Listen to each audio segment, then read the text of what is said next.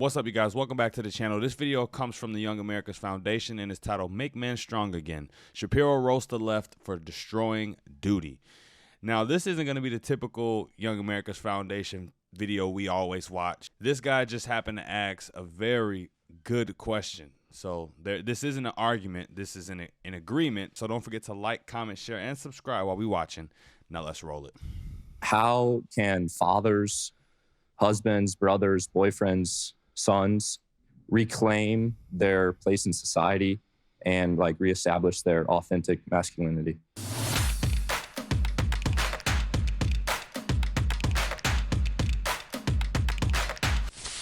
In 1983, Solzhenitsyn stated that the evils of the 20th century happened because men have forgotten God. And I recently read an article that said the 21st century can be summarized as men are at war with God. Where do you think that men specifically have gone wrong, and how did we get to this point? How can fathers, husbands, brothers, boyfriends, sons reclaim their place in society and reestablish their authentic masculinity? This is a great question. So I think that the basic problem is what? Great question.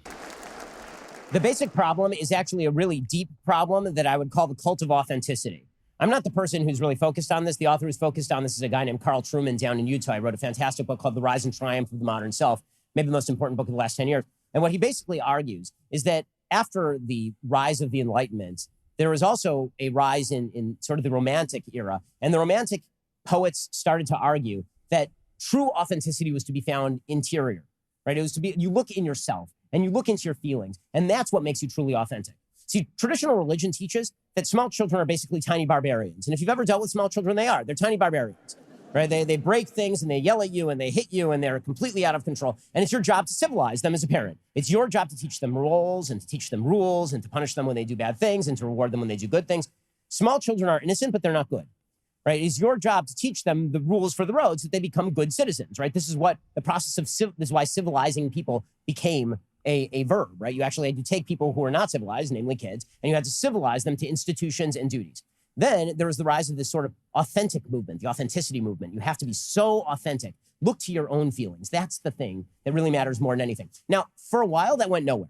And the reason that went nowhere is because when most people look to their own feelings, they just want to have sex with everything up to and including trees. And for most of human history, this resulted in some pretty dire consequences, namely things like single motherhood or disease and all the rest of this. And then came the 1960s and the rise of the birth control pill, which has some really salutary effects, right? It allowed people to plan their families in different ways, but also had one effect, which was really core, which was it disconnected for the first time sex and the sort of hedonistic pursuits from consequences. And once that happened, then there was this real push for you can find your happiness in finding your authenticity. And the way we know you're most authentic is if you fight back against all those civilizing influences. You see, if you do what society expects of you, then you're not being yourself. What makes you yourself is denying what society expects of you. So don't be a mother, don't be a father, don't be a husband, don't be a wife, don't be a person who's bound by duty. And if you avoid all of that, this makes you more authentic. It makes you more true to yourself.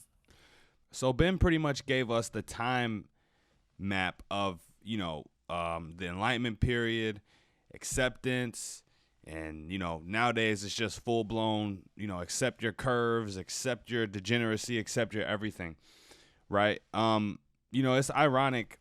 It's ironic because right now I'm doing marriage counseling, like I said. And one thing I learned is that, when you talk about love, love comes from God, is given to the man who's given to the woman. So the author who he mentioned in the beginning said that, the world is fallen because men have drifted away from God. And I definitely think that is true. That's the only explanation for, the craziness that we see in the world every day. A man has to have that love in him first before he does something like find a wife. A man has to have that love that comes straight from God to know how to move and maneuver in the world and not fall prey and not fall victim to, the demonic forces at work. And we've pursued that for probably 3 generations at this point. And it's ending with massive mental illness, massive misery, unhappiness, lack of having kids, and all the rest. And so the answer to this is we have to go back to the idea that true happiness is to be found in acting in accordance with duty and roles. This is what makes people happy. And we need to go back to that. So that means that, as I say, I train my son to be a father from now. I show him how to be a husband right now. Yep. I give him things to do right now. And by the way, there may be a group of women out there in America who are desperate for clingy men who are not going to enact the role of protector and provider. They're very few and far between, or they're lying. Because the reality is that typically what women are looking for is what women have looked for all of human history, which is strong men who protect and provide. Yep. And typically, listen, all the girls, all the ladies in the crowd, like, woo. And typically, what good men have looked for is women who are capable of being excellent mothers and excellent wives and providing comfort and providing a home. And that doesn't mean that women shouldn't work or can't work. My mom works. My wife, as you all know, is a doctor, right? Like I'm very much in favor of women being able to do whatever they want to do career-wise. But the fundamental roles of husband and wife, or husband or father and mother, these roles are what create fulfilling lives. If you want to know the truth about this, all you have to do is go to the local cemetery. Very few local cemeteries have carved on the gravestones what position you achieved at your company. Nearly all of them say beloved husband and father, beloved mother and sister, right? I never thought about it like that, but Ben, thank you for just clicking a light bulb on in my head. Beloved mother and wife. That's it, because that in the end is what human beings find fulfilling. And if we go back to that, if we go back to the fulfillment of those roles, and that does mean going back to church and finding social institutions to back all of that, then we'll have a healthy society. And if we don't, then we'll completely collapse. Thank you. Thank you. Yeah, definitely. Thank you to the speaker, and obviously thank you to Ben for answering it.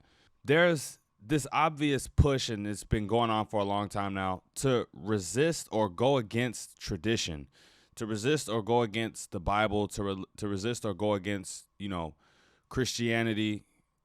And people don't understand that if you take away what is good, there only leaves room for what? Bad.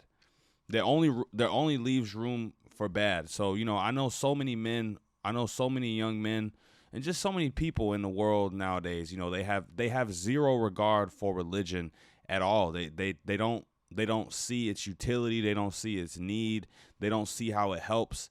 Everyone. A lot of people are skeptics of religion nowadays. I'm honestly, where I'm from, I see more skeptics of religion than actual religious people. We don't have a nation that fears God anymore, and that's the problem. That's the problem. To make men strong again, men need to know where true strength, true love, true discernment, where the truth really comes from, and it comes from God. I'm relatively new to the Bible. I've been reading it, and I talked to a pastor. And from what I can gain from it, from the way I interpret it as, yes, you have to keep and practice, all of God's commandments and his duties to you as a man or a woman. But the way I see it is everything in the Bible, whether you like it or not, whether you think you're strong enough to adhere to it or not, it's all there to guide you and keep you away from degeneracy. This isn't just some stupid book. This isn't just some book. Oh, so many people have written in the book. It doesn't matter. This book, if comprehended in God's ways, if comprehended, is designed to guide you, protect you, keep you away from degeneracy, keep light in your life, and keep love in your heart. That's what it's about. And we need to get back to that. We definitely need to get back to that. But I'm done ranting. That's it for the video. Let me know what you thought about that in the comments down below. Don't forget to like, comment, share, and subscribe on your way out the door. Till next time, you guys, I'm out of here.